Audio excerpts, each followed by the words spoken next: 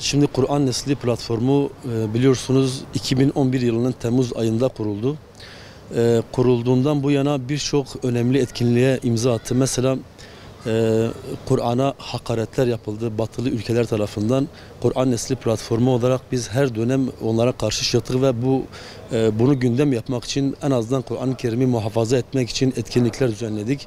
Kur'an'a saygı mitingleri düzenledik. Bunu yapıyoruz. Aslında bizim temel amacımız Kur'an'ın mesajını insanlara aktarabilmek. Biz bunun için uğraşıyoruz. Yine çocuklara Kur'an'ı sevdirmek, Kur'an-ı Kerim'i öğretmek, namazı öğretmek. Yani kısacası Kur'an ve namaz nesli oluşturmak için kurulmuş bir platformumuz. Şimdi çocuklarla alakalı malum biz geleneksel olarak birkaç yıldır 7-10 yaş arası çocuklara namaz öğretme programları düzenliyoruz. Geçen sene de bunu yapmıştık. Aynı şekilde Diyarbakır'da yapmıştık ve şu anda Türkiye'nin dört bir yanında birçok ilde biz bu etkinlikleri yapıyoruz. Ağustos ve Eylül aylarında çocuklara özellikle 7-10 yaş arasındaki çocuklara namazı öğretmek, sevdirerek öğretmek için mesela namaz kitabı çıkarmışız. Orada etkinlikler var, çocukların sevebileceği oyunlar var. Bu şekilde yaklaşık olarak bir 15-20 günlük bir namaz eğitiminden sonra programımıza katılan her çocuk aşağı yukarı namazı kılmayı öğreniyor. Çocuklara alakalı şu anda bunları yapıyoruz diyebiliriz. Onun dışında tabii mesela ezan yarışmaları düzenliyoruz. Kur'an-ı Kerim'i yüzüne güzel okuma yarışmaları düzenliyoruz. Hakeza ayet ezberleme, Kur'an-ı Kerim ezberleme yarışmaları ve bunları çocuklara sevdirerek yapmaya çalışıyoruz.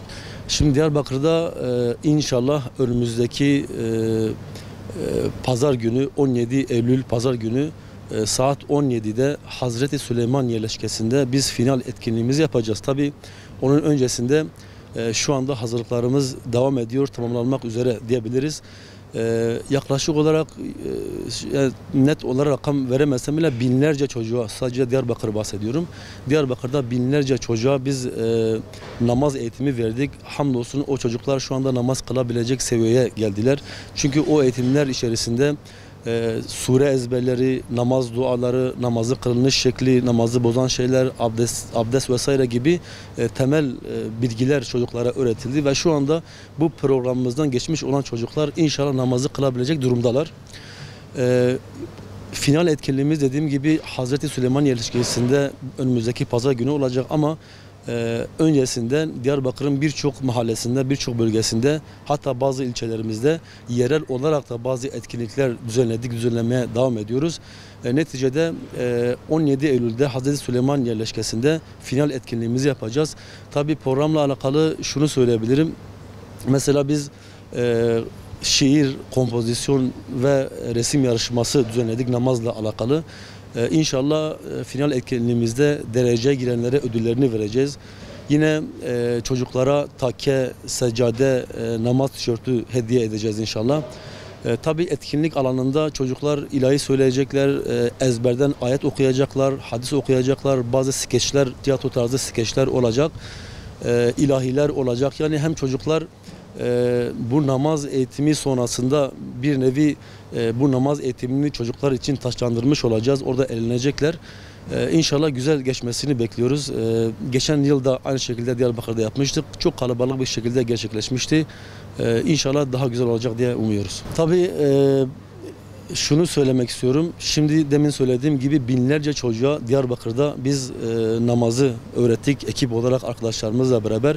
Bu az bir iş değildir, kolay bir iş değildir. Arkadaşlarımız bu konuda gayret ettiler, çaba sarf ettiler ve biz komisyon olarak çalışıyoruz. Çalışmalarımız da halen devam ediyor.